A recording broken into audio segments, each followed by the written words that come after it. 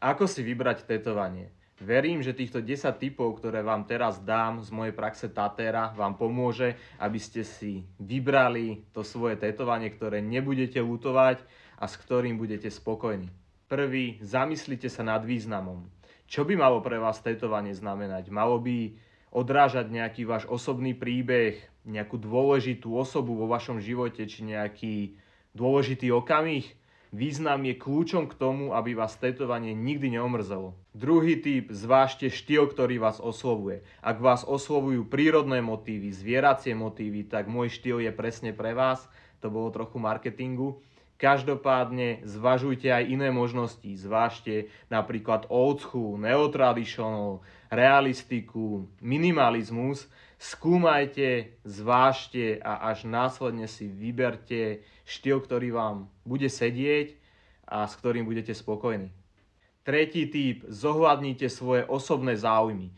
Premýšľajte nad tým, čo vás charakterizuje. Či máte svoje obľúbené, napríklad to zviera, alebo máte nejakú svoju vášeň, ktorú by ste chceli pretaviť do tetovania, tak skúste sa nad tým zamyslieť a možno práve vymyslíte s tatérom niečo, čo bude charakterizovať práve váš osobný štýl a bude z toho pekné tetovanie. Štvrtý typ, hľadajte inšpiráciu. Hľadajte inšpiráciu všade. Sledujte portfólia tatérov, hľadajte na Pintereste, na Instagrame, na Facebooku rôzne tetovania, nazhromaždite si ich a možno ich použijete ako základ pre svoje ďalšie tetovanie. Piatý typ, dajte si čas na rozhodnutie. Pokiaľ už máte vybratý nejaký obrázok, dajte mu ešte čas, nejakých pár týždňov na také dozretie a pokiaľ vás aj po tých pár týždňoch stále ten dizajn láka, tak viete, že to bude to práve tetovanie.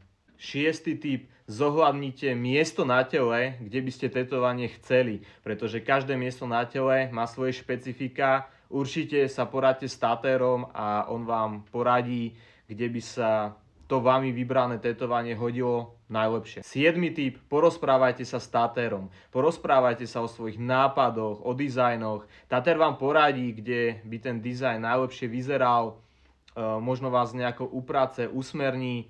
Jednoducho diskutujte a vyjde z toho určite niečo dobré. 8. typ, buďte otvorení úpravám. Už keď máte ten svoj nejaký dizajn, pošlite ho svojmu tatérovi a nechajte ho, aby pridal do neho niečo svoje. Vtedy to naozaj vypáli fakt dobre na konci. 9. typ, myslite aj na budúcnosť. Myslite na to, že ako to tetovanie bude vyzerať od tých 10 rokov cca, pretože ak si dáte niečo trendové, môže to byť OK, ale môžete to aj neskôr ľutovať, takže trochu sa nad tým tiež zamyslite. 10. typ, dbajte na kvalitu, nie na cenu. Tetovanie je investícia. Jednoducho neodporúčam si dávať tetovanie naozaj za 5 eur, pretože to budete skôr či neskôr ľutovať. Radšej si nájdite tatéra s kvalitným portfóliom a zaplate trošku viac, ale máte tú istotu, že to tetovanie bude vyzerať dobre.